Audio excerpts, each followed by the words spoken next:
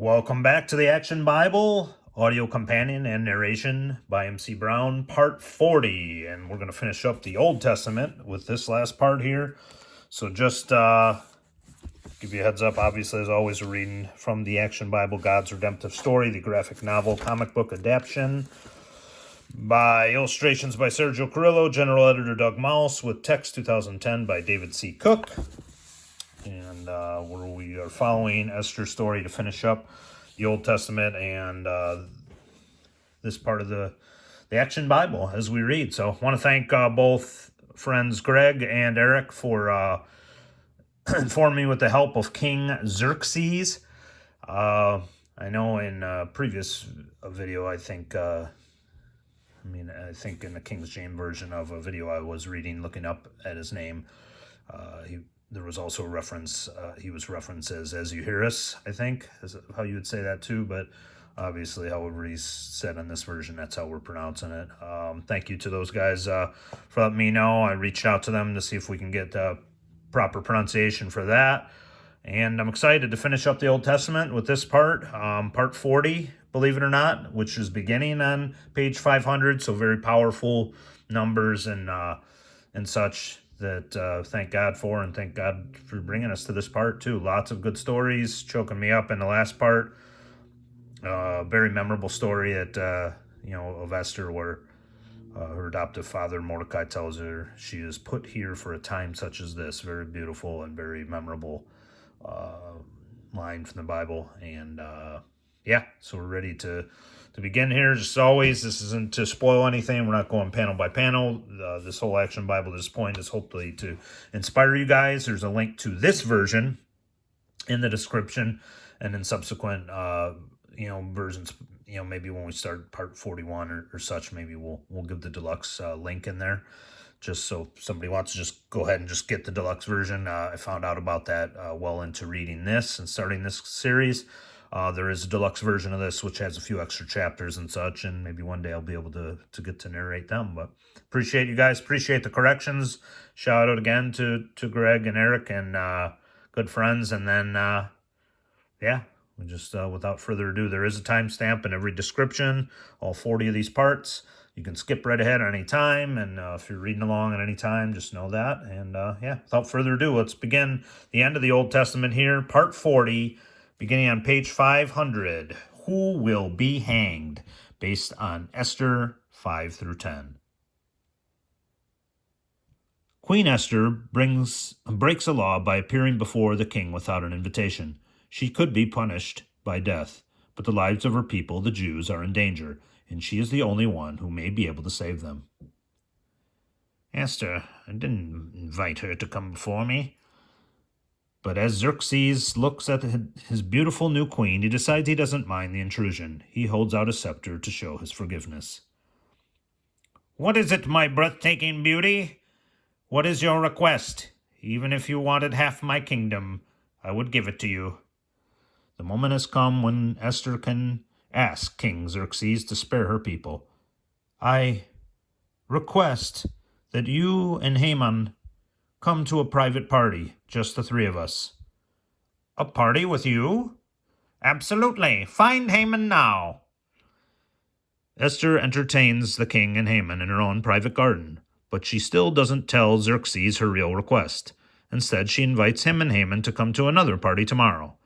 Then she promises she'll tell him her true request. The king accepts, and so does Haman, who is overjoyed to be included.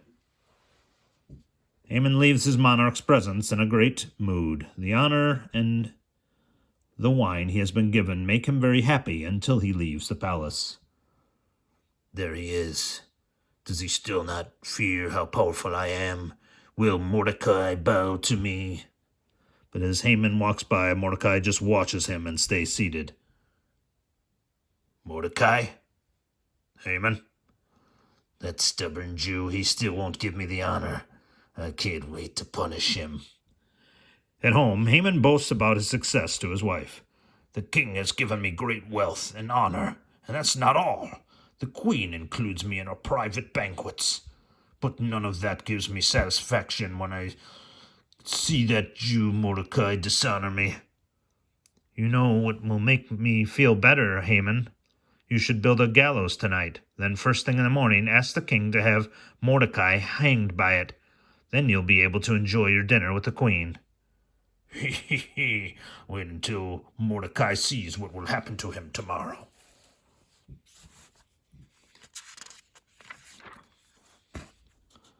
That same night, the king can't sleep.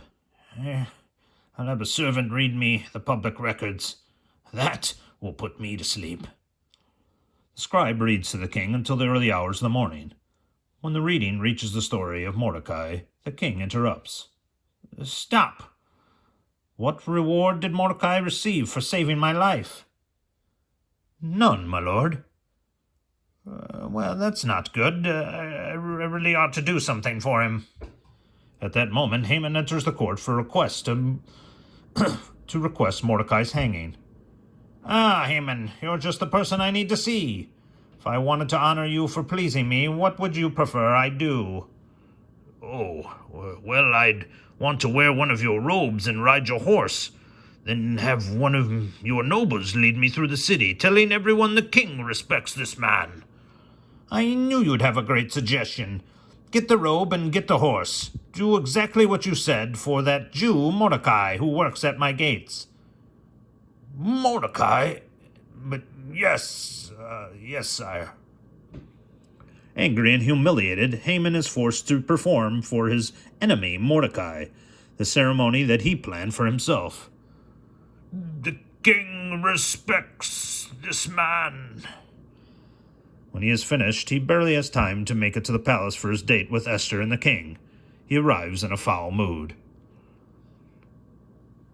As delightful as these parties are, my luscious queen, you must have had a different reason to seek me out. I promise to give you anything you ask for. My king, if you have any liking for me, save my life. That is my request, and spare the lives of my people. By the cruel plan of a certain man, we are to be put to death. Put you to death? Who would dare do such a thing? The wicked Haman. You're Jewish? You want to murder my queen? The king storms out of the garden in a rage. Haman realizes he has made a huge mistake. Please, when he comes back, tell the king to spare my life. But the king has already returned. And now you're attacking my queen in my own palace? Your Highness, Haman was intending to hang Mordecai, who saved your life. He has just built a gallows near his house. Oh, what good timing! Hang Haman on that! Take him away! You shall have Haman's wealth because of the suffering he has caused you. My relative Mordecai has suffered too. Mordecai is related to you? Then he has done me two favors. I'll put him in Haman's place, second in power in all of my kingdom. But Esther knows this is not enough. If I have pleased you, I beg you to take back the order Haman sent to kill all the Jews. I wish I could, but according to Persian law, no one, not even the king, can cancel an order that has been sealed with the king's ring. But I can send a new order. The order is written and rushed to governors throughout the empire. Listen, the king says the Jews may carry weapons to protect themselves and that Mordecai, a Jew, has been made prime minister. Ah, the king is on the side of the Jews. We'd better be too. Maybe I should become Jewish. On the 13th day of the 12th month, the Jews throughout the Persian Empire gather together to defend themselves. With the help of the king's governors, they are successful. And at the palace, Haman casts lots, Purim, to destroy us. But instead, we have been saved from our enemy. I've written an order that every year all Jews must celebrate this day. There should be much rejoicing and giving of gifts. It will be called the Feast of Purim. Jewish people throughout the world still celebrate the Feast of Purim.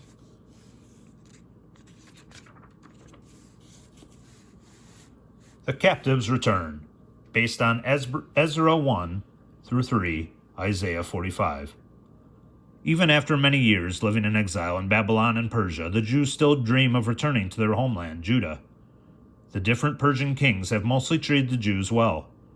When King Cyrus takes the throne, one of his first acts is to issue a decree.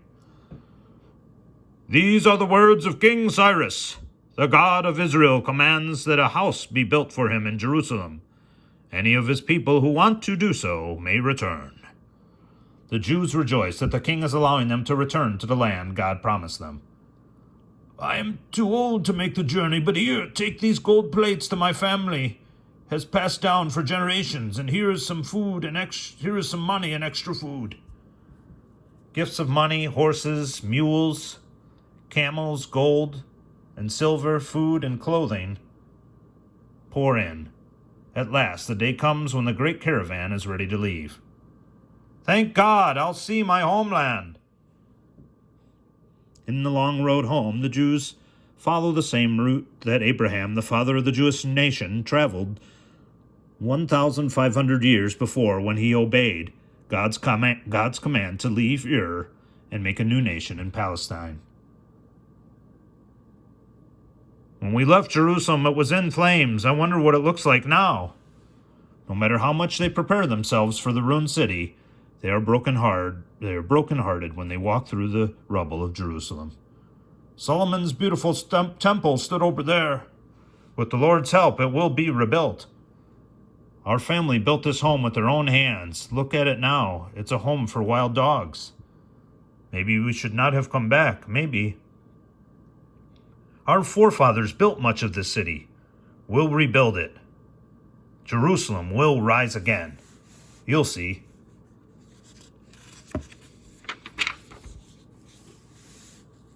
Although the city of Jerusalem is in ruins, the Jews who have returned from captivity in Babylon set to work to rebuild it.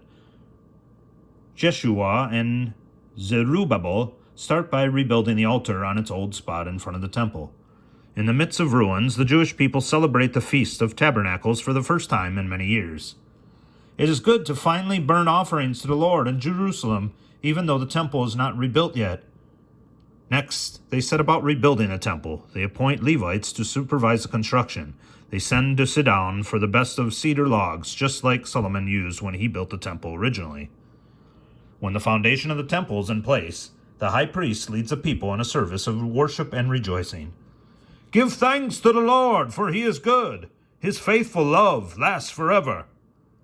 The noise from their celebration is so great that it can be heard from miles away. Temple Troubles, based on Ezra 4-6, Haggai, and Zechariah. But the sound of the Jews rejoicing brings trouble.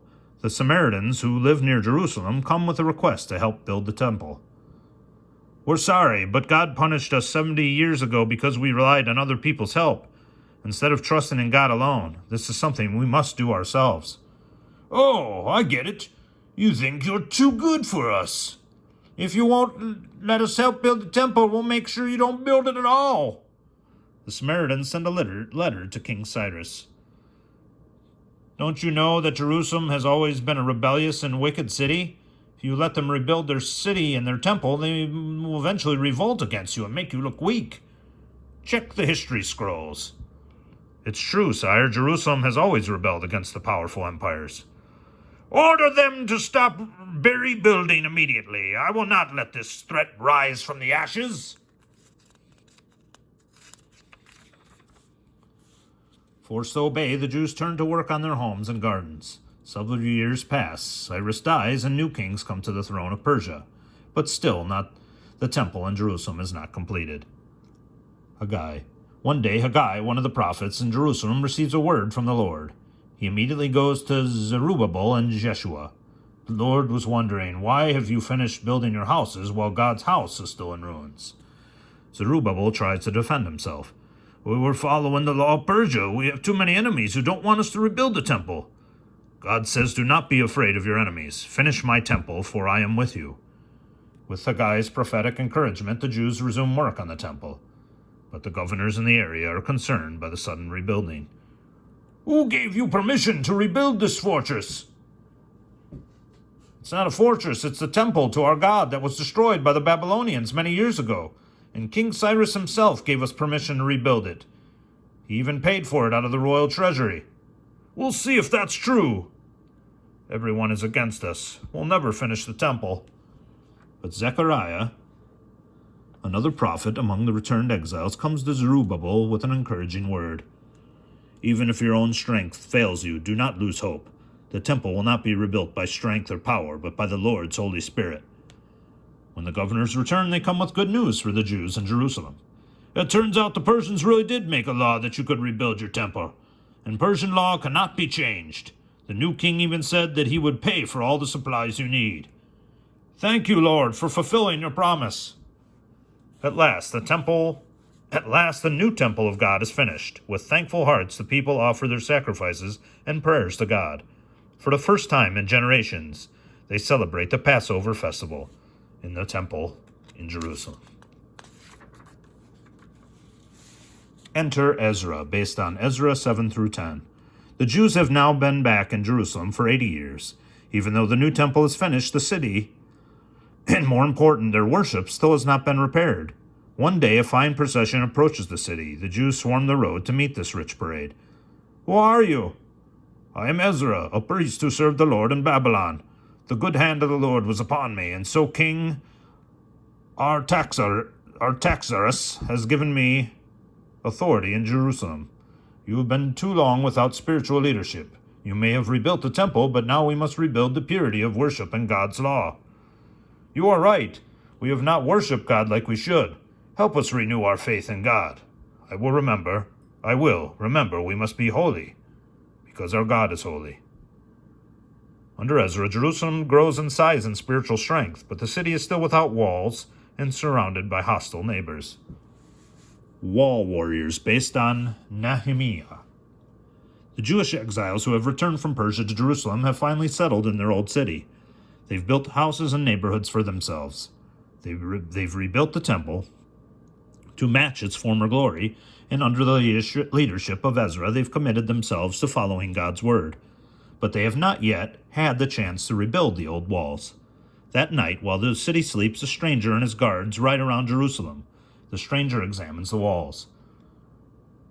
The city could be wiped out in one quick attack.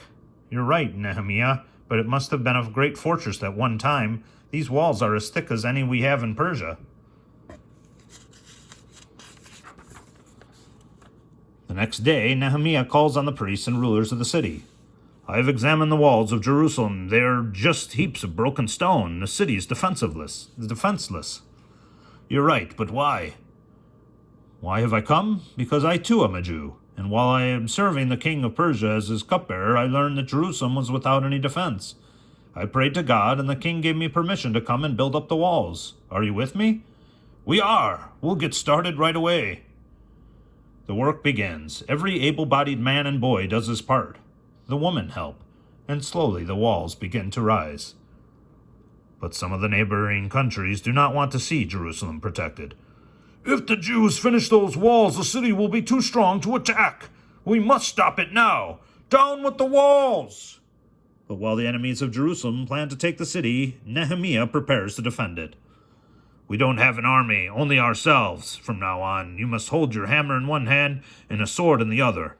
At a moment's notice, we must be able to defend our city. Don't even take a water break without your weapon. The enemy approaches, but to their surprise, armed workers rise up, their spears raised, their spears raised and their bows pulled. They're armed? Run away! The workers go back to their jobs, and soon strong walls and heavy gates again protect the city of Jerusalem. But inside there is an even stronger line of defense. A nation, led by Ezra and Nehemiah, to love and obey God.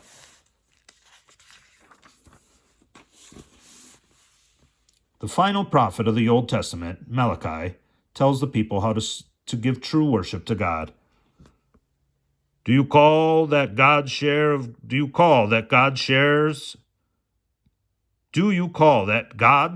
grain? How can you be happy when you rob God? Give God the whole offering he deserves, and he will flood you with blessings. Years of waiting between the Old Testament and the New Testament. The land of Judah is still under the rule of the Persians when Alexander, the young king of Macedonia, sets out to conquer the world. Riding his famous horse, Bucephalus, he leads his army against the countries of the mighty Persian Empire. One after another they fall. In the year of 332 BC, on to Jerusalem! When the high priest in Jerusalem hears that they are the next stop in Alexander's conquering journey, he prays to God in desperation, and God gives him a dream. Put on your formal robes, we are to meet Alexander outside the walls of Jerusalem. But he'll be able to kill all of us if we don't even hide behind those walls. But everyone obeys the high priest. On the day Alexander arrives, all the priests of Israel stand to greet him. The high priest wears his purple robe and official hat. Alexander dismounts and walks slowly towards the high priest. Everyone watches him in terror. And Alexander kneels before the priest. Praise the God of the Jews! You worship our God? No, but he came to me in a dream and showed me a vision of you, wearing your purple robe and crowned hat. Then God told me to seek you out, and he would help me conquer all of Persia. It's true. Fetch the book of Daniel. See, our own prophet Daniel foretold that a Greek warrior would conquer all Persia. Wonderful. Under my reign, all you Jews will live in peace and worship your God however you wish. But suddenly Alexander dies, and the giant empire is divided among his generals. They appoint foreigners to be priests in Jerusalem and command them to worship all gods. But the last straw comes when the pagan priest makes a sacrifice to Zeus in God's temple with an unclean pig. Matthias, a local priest, cannot stand this blasphemy. No one is like our God. The bold act stirs all Judah to revolt. In the wilderness, Matthias and his sons plan their strategy. How can we fight the whole Seleucid army? We must fight dirty. It's the only way to keep the temple clean. The faithful Jews follow Judah Maccabees' orders. Their small force is able to catch the larger army by surprise and drive off the foreign people who don't worship the true God. Judah falls on us like a hammer. Now the eternal flame is almost out of oil, and it will take us 8 days to purify more oil for it. We only have enough to last the rest of the day. Now we can cleanse and rededicate our holy temple. But the light for the eternal flame keeps burning and burning and burning for 8 days and nights, long enough to make more oil. The temple is purified, and for 100 glorious days, Judah is free. But once again, a conqueror comes from across the Mediterranean Sea. Roman ships and Roman soldiers conquer everything in their path, and in 63 BC, the mighty Roman army takes Jerusalem again. Judah is down, and this time it is too weak to rise. A few years later, Herod becomes a governor in the Roman Empire. A Jew by background, he's always wanted to rule over his people. He goes to Rome to appeal their Senate for a promotion. If you make me ruler of the Jews, I will ensure that they never revolt against you. The Romans like his promises and vote to make Herod the king of the Jews. Though he's a cruel man by nature, Herod is also a crafty politician. He tries to win the Jewish people's favor by building them a new and more beautiful temple, but they despise him.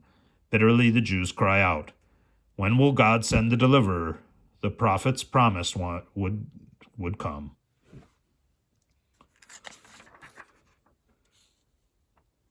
And there it is. But God was silent until. All right, so that ends the Old Testament. As you see, we're about on the New Testament, which by page looks like 521. Yes, so where we resume, obviously, in this double-side chapter, we'll wrap up. I just want to give a quick recap. Thank you all for tuning in, those who have stuck by and gone through over 500 pages here of the Old Testament. I love you guys. Appreciate you guys. God bless you guys. If you feel it on your heart, please like this video, share this video, subscribe to the channel, hit the notification bell for any new videos of this sort to come in this playlist. And then, yeah, just join me as when I resume the next time, I'll be reading from the New Testament. Thank everybody with any corrections they've given, whether I've seen them or not up to this point. I still appreciate it. And yeah, when we reach the New Testament, obviously with Jesus' story, it's going to be pretty powerful stuff, as all this stuff is. And just appreciate everyone. So praying for everybody to be safe. May God bless you guys, keep you guys safe and well. Pray for all your families and friends. And we'll see you guys soon when we start the New Testament. Thank you again.